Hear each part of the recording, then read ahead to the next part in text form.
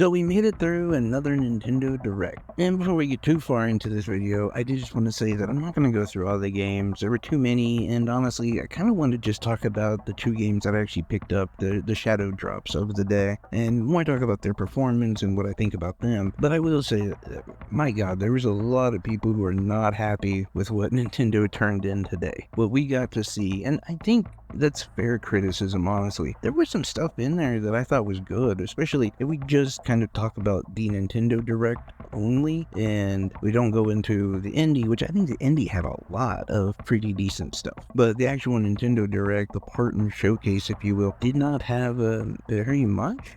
There were some things, like I said, that I was very interested in. It was cool that Suikoden 1 and 2, we know, is a bundle and does have a release date. I'm pretty hyped about that. There's also a new Tales game I've never heard of, but apparently it's one of the more originals, and it's getting redone. And yeah, there was a lot of JRPG stuff. And if you don't like that, then it could be a problem. And of course, most of the rumors and whatever, those were all proved to be wrong. Most of them is there was rumored to be Call of Duty. Maybe the first 3 were going to be released. Yeah, no, that didn't happen. Maybe Call of Duty, the Modern Warfare collection. No Call of Duty was released in any fashion or form. There was no discussion of Call of Duty, whatever. And that's fine, because I don't think it would be very successful on the Switch anyway. Not at least until Switch 2. And I think that that's one of the things that we can really appreciate about this Direct. Either way, we found out more about the Switch 2. Just basically by the absence of there being a lot of major, impressive-looking games. Yes, the Switch can run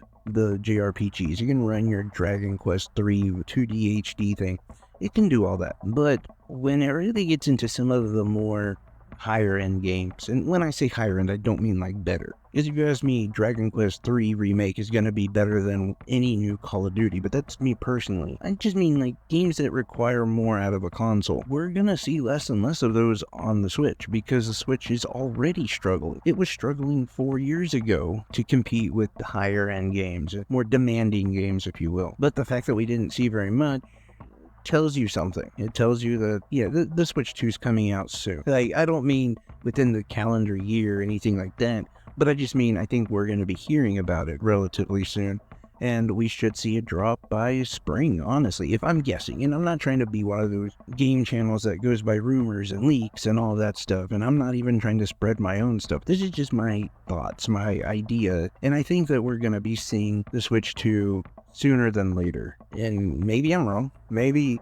Nintendo just decides, screw it, we're going to release nothing. We're going to have very little coming up until the holiday of 2025, but I just don't see them doing that. Yeah, even if we would have seen like the remake for Wind Waker and Twilight Princess, even if we would have seen those ported over, and let's say they said, oh, they're going to drop, December or whatever, I would still then feel like maybe they might hold off till 2025 to release a Switch 2. But with the absence of anything major, really, anything that looks that impressive, makes me think that they've kind of relegated the spring of 2025 to be when the Switch 2 is going to drop. I don't know. Again, that's just my thoughts. I could be completely wrong. I often am.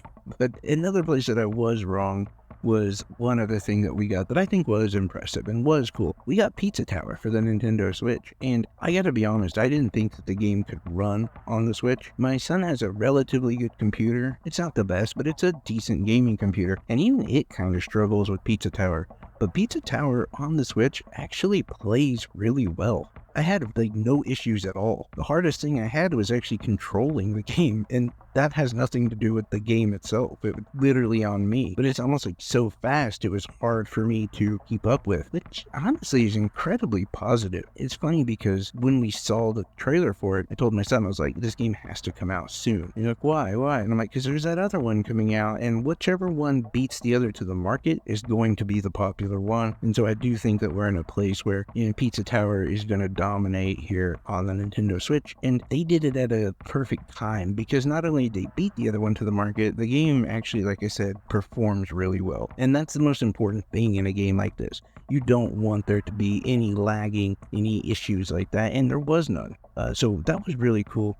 There's got a game called Paglin, which I will talk about further, but it's almost like pachinko, but yet almost like a mobile game mixed with like some RPG aspects to it, and so combat on that end, that's very interesting. I am really early onto it, so I can't tell you too much about the game, but I can just tell you that the actual combat loop, the gameplay loop, if you will, I should say, is incredibly addictive, and I can see why so many people were kind of hyped for it or looking forward to it. And like this game in Pizza Tower are like $20, which I think is a really good deal, especially for Pizza Tower. I know it's a little bit cheaper on the PC, but it's been out for a minute over there. And usually we get these type of games at like that $30 to $40 mark. So 20 I think is fair, especially when you're talking about a game like Pizza Tower that is really blown up on the PC.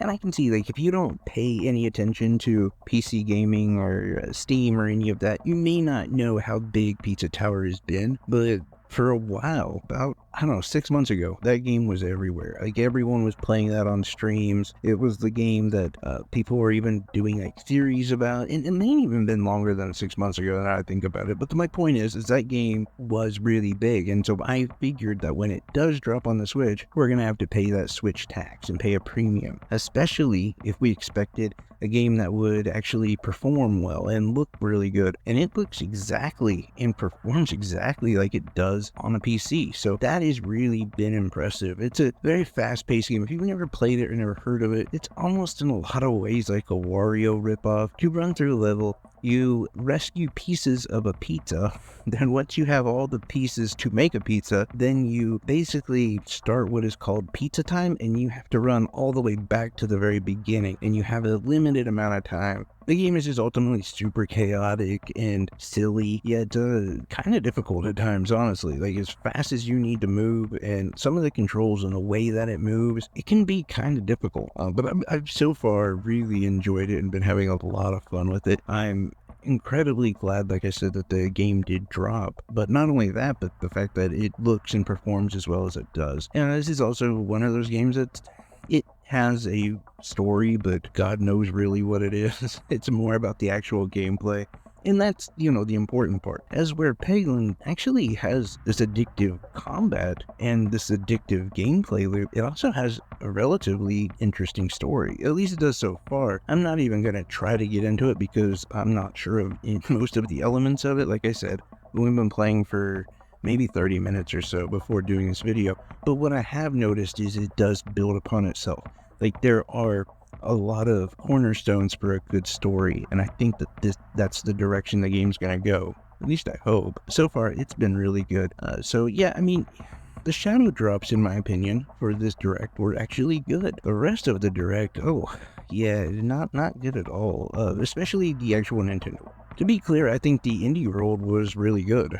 There's some definitely interesting games coming out. And if I'm being honest, I get all the criticism behind both of these shows and people saying like, this is the most hated direct. I didn't feel that way, but I also wasn't hyped like a lot of people. But anyway, that's just my thoughts. I love each and every one of you guys. Let me know what you think in the comment section below. Take care, everyone. Bye-bye.